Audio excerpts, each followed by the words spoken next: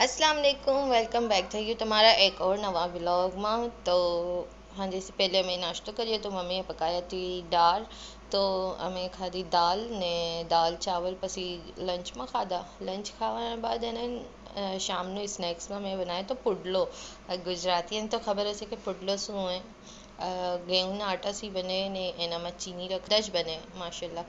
એના બાદ મારા ભાઈએ કીધું કે મને મેક્રોની ખાવી હોય તો મને મેક્રોની બનાવી દો। તો હંધીને સબ્જી પડી હતી એ કાપી ને તેલમાં પછી એને સોતે કર્યો।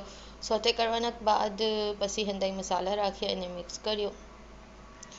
મિક્સ કરવાના બાદ અમારી મેક્રોની તૈયાર થઈ ગઈ। તો અમારો લાઈક કમેન્ટ શેર સબસ્ક્રાઈબ જરૂર કરજો ને આના અંદર અંડો ઉબલે રહ્યો। ભાઈ આજકાલ જીમ શીમ જાય રહ્યો તો એને અંડો ખપે કે અમને અંડો બાંધીને દેજો। તો બસ બાય બાય।